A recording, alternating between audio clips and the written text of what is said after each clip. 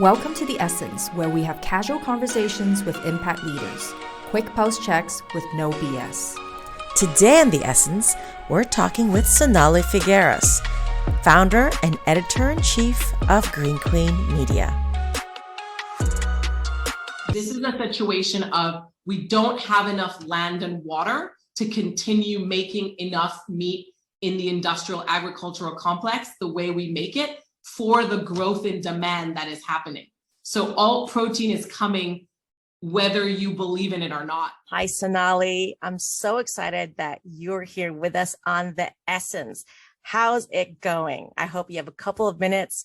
Just wanted to pick your brains on a few things. So first question is, what did you have for lunch? And I'm pretty sure that it is plant-based, knowing you. It was. I had lunch at Kind Kitchen in the breakfast building. And so I had a Euro Vietnamese noodle salad. Sonalie, you wear a million hats in your professional life. You are the founder and editor-in-chief of one of the most well-read impact media platforms, Green Queen. You're an entrepreneur. You're the founder of an organic supply chain platform, Eco Warehouse. You're also the co-founder of a sustainable packaging company. What is the one thing that unites your passion across all the things you're doing in your life advocacy? Absolutely. Well, we're in the middle of, the greatest climate emergency of our time. So everything I do is to offer up solutions, information, and inspiration so that people, whether in their business life or in their personal life, can help fight against the consequences of the climate crisis and also try to mitigate it. So you're an advocate of mindful consumption across sectors that really touch all our lives. Can you reflect on some of the consumer behavior shifts you've seen in the world since you started Green Queen all those years ago? Well, I think one of the biggest shifts is that so many more people have bought into the idea of conscious and mindful consumerism.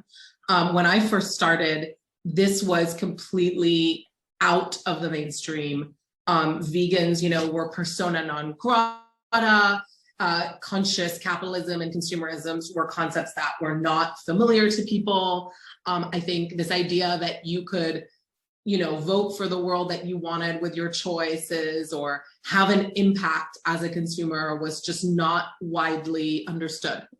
And the other big shift is that the younger generations are coming up and there's an urgency for them about the climate crisis. I think what's really worth mentioning is the connection between diet and emissions and concepts that were super fringe, like zero waste and degrowth and plastic free, are becoming things that everyday people know about, are potentially thinking about.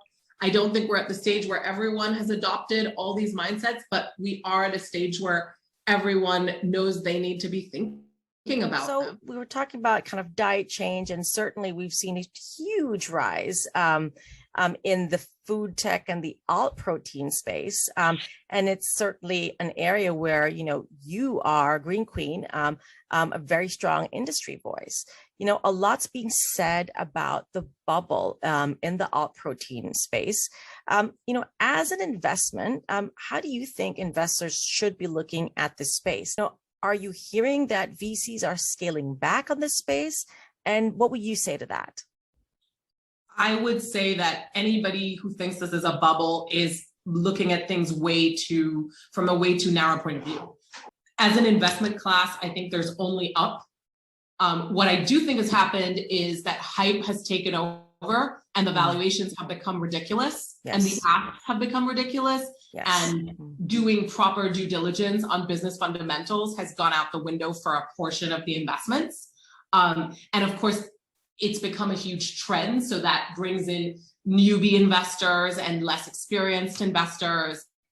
So that's all happening. But I mean, overall, is it a net negative? Not really, because it's better for the world, but it's definitely pushed the numbers into silly territory. So I think we're seeing a correction in the numbers.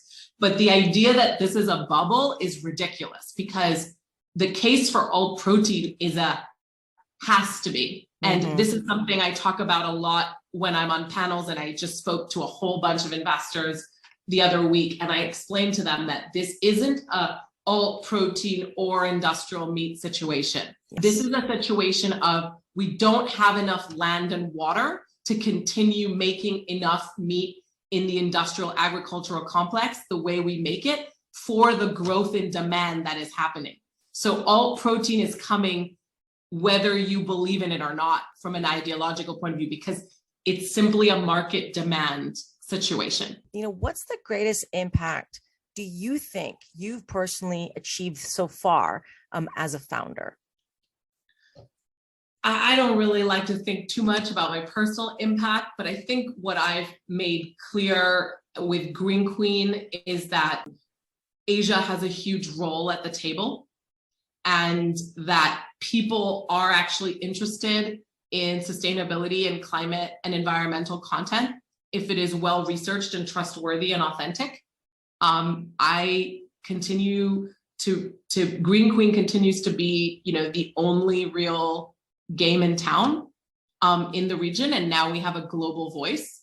And so I'm really proud of the fact that when alternative protein started taking off, we had been writing about it for years, and we were able to shine a light on founders across the region. And we've also done a ton of work on Latin America and Africa that mainstream media in the US and Europe were sort of skipping over.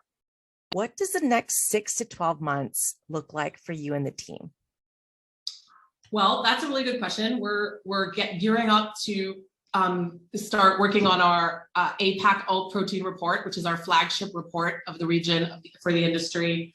So that's starting soon. That's going to be a big job. And then the other thing is remembering to continuously put this industry and other industries within the whole context of the climate emergency, because it can't just be about consuming. Yes. We still need to remind people that we're not going to achieve what we need to if there isn't a degrowth, if there isn't sort of a reassessment of capitalistic systems, if we don't consume less. So we're wrapping up now. And what I'm going to do is I'm going to throw out some words, and I need you to say overrated or underrated. Sustainable fashion. Overrated. Ooh. Mushroom leather. Overrated. Alt protein. Oh, overhyped, but still underrated. Okay. Well, that's it from the Essence, Sonalie. Thanks so much for being with us today, and we really hope to catch you another time. Thank you so much.